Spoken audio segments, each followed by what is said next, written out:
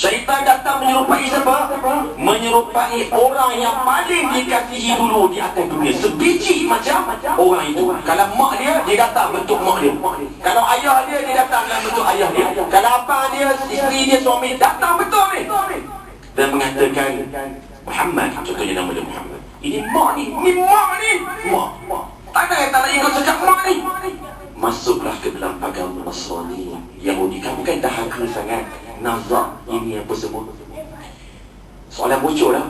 Soalan bocor. Tetapi yang boleh membantu kita kekuatan ilmu dan amal.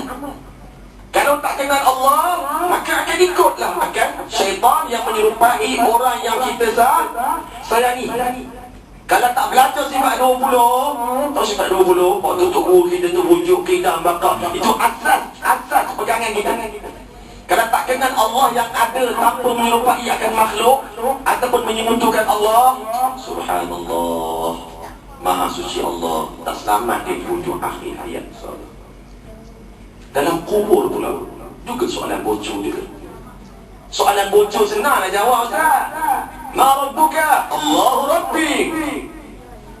Tapi yang menjawabnya amalan dan iman dia, bukan hafalan. Kalau hafalan, orang Yahudi, orang Nasrani tadi, orang musyrikin, mereka akan sebutlah Tuhan mereka adalah Allah.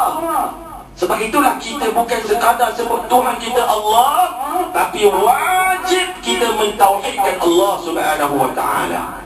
Maka ilmu ini yang paling utama. Contohnya Imam Syafi'i yang kita nak datangkan contoh. Bagaimana dia mengutamakan akan ilmu ini. Nabi sekian dah utamakan, ulama juga utamakan. Macam Imam Syafi'i, apa dia kata? Suatu ketika dia mengajar ilmu akidah bitadqiq, seputih-seputih. Habis dia mengajar, datang anak murid. Tok Guru, saya terjemah pasal naik pula. Kami tengok Tok Guru mengajar akidah ni serius sangat ni, bersungguh-sungguh, satu. Mengajarlah juga rentik apa dia, fiqh ke, tasawuf ke, Quran ke, dan sebagainya. Padahal Imam Syafi'i hebat sangat dah fiqh dia, ada mazhab dia tu. Apa yang dijawab oleh Imam Syafi'i rahimahullah? Atqinna hadha ay ahkamna hadha qabla dhaka. Aku mendahului ilmu ini dulu. Aku mendalami dan menghukumkan ilmu ini dulu sebelum ilmu-ilmu yang lain. Kerana syarat untuk diterima ilmu-ilmu yang lain, benarnya akan ilmu ini. Kalau salah ilmu ini, kau salatlah banyak mana pun, betul lah hukum dan juga syarat macam mana pun, ditolak oleh Allah Subhanahu wa ta'ala. Zaman mutaakhir ini, bila dengar je pengajian sifat 20, kitab Faridatul Faraid, orang-orang muda lah terutamanya, bukan di sini, di luar sana, tak nak pergi dah. Dia suka belajar bab benda, suka belajar dalam bab kursus haji. Ramai orang cerita bab tadabbur Al-Quran, ramai orang cerita bagaimana cara praktikal solat, ramai orang. Kita tak nafikan tentang kebaikan ilmu itu, tetapi ilmu akidah kononnya dengan alasan kami dah hafal Ustaz, sebab 20 nak belajar benda lagi. Hafal lain, faham lain. Bahkan hafal sifat 20 bukan wajib. Mengetahui sifat 20 itu yang wajib. Sebab bukan semua orang boleh hafal sifat 20 ataupun sifat 13. Adakah orang itu berdosa? Tak. Yang wajib pada dia untuk mengetahui. Dan untuk mengetahui sifat 13 ataupun sifat 20 tu, dengan cara bertalaki, berguru macam ini, belajar. Kerana ada orang yang lemah fikiran dia untuk menghafal, berdosa lah dia kena wajib. Tapi dia tahu, contoh dia apa dia? Dia tak hafal pun Allah Ta'ala maha mendengar. Tapi bila ditanya padanya, Allah Ta'ala maha mendengar lah. Ya, Allah Ta'ala maha mendengar. Boleh faham ya? Tuan-tuan dan puan-puan yang dikasihi sekalian, bersyukur banyaklah kita di atas nikmat yang paling besar ini, iaitu nikmat Islam dan juga iman, berpegang dengan akidah ahli sunnah wal jamaah, al-asyairah wal maturidiyah, yang belajar sifat 20, yang belajar sifat wajib, sifat mustahil, sifat harus bagi Allah, yang buat amalan-amalan sunat, yang jangan kita bid'ah sesatkan. Ni belana tu belana, orang kata belana. Belana tu apa dia?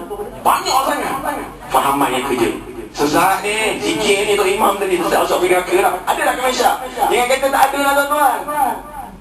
Maulid masuk pergi neraka. Maulid Tok Nabi masuk pergi neraka. Orang tak maulid. Bukan tak ada pengikut ni, geng Wahabi ni. Belana, yang tengok ni sikit ada. Kita maaf lah tuan-tuan. Dekat Selangor pun tak lagi, tempat semua orang tumpu kat situ. Orang awam dah confused, tak tahu mana satu. Sebab yang bercakap bukan cara-cara orang. Mufti masih berdengur. Yang bercakap yang ada title doktor. Yang ada tu cakap tiap-tiap hari keluar dekat TV, keluar dekat YouTube. Betul tak? Betul lah dengan Nafi kan. Macam mana tuan-tuan, saya memang cakap macam tu. Orang awam dah tipah tertipu. Minta maaf sampai dah tertipu. Dah tertipu dah dengan title, dengan jawatan, dengan populariti. Tapi tak nak rujuk kita turas, kita agama. Subhanallah. Tuan-tuan dan puan yang dikasihi sekalian, di dalam risalah yang saya edarkan di sini, apa yang saya bacakan tadi ada dah di sini. Yang saya syarahkan tadi ada di sini dah. Sebahagian ni. Okey. Kita tengok dekat muka surat yang kedua. Kita belajar kan, bukan belajar ulang kaji.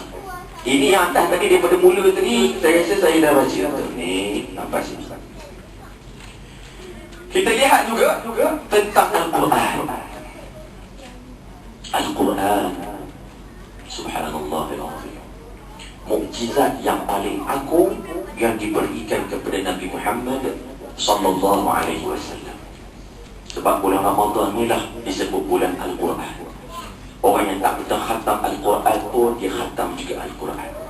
Kita tak nafikan kebaikan ini. Bahkan Nabi menyatakan, sebagaimana yang kita dengar, bahawa satu huruf daripada Al-Quran, satu huruf saja dia belajar, dia membaca, maka diberikan 10 pahala. Tak ada dalam bacaan kitab, bacaan buku-buku lain, tak ada pahala yang diganjarkan oleh Allah Subhanahu wa ta'ala. Kita didedahkan juga bahawa Al-Quran bagi mereka pembacanya akan datang pada hari kiamat dan memberi syafaat kepada pembaca. Tapi dengan syarat mendahulukan akidah. Siapa aja?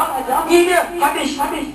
Jundub bin Abdullah, seorang sahabat Nabi sallallahu alaihi wasallam, meriwayatkan kunna ma'an Nabi sallallahu alaihi wasallam wa nahnu fityanun hadawiratun fata'allamna al-iman qabla an nata'allam al-Quran thumma ta'allamna al-Quran fazdadna bihi imana.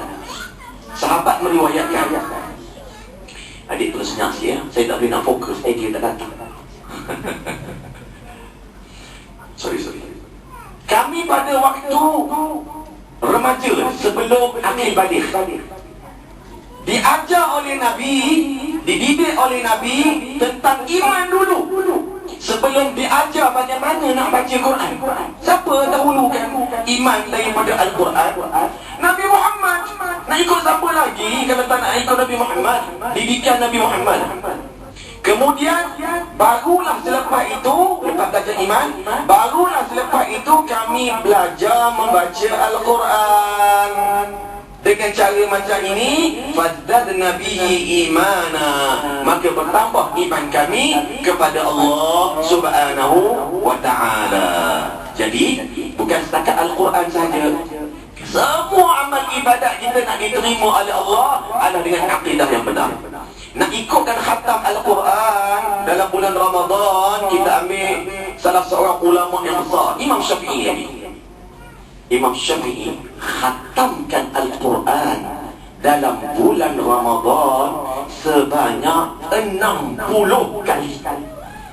Sehari 2 kali khatam. Boleh cek dan?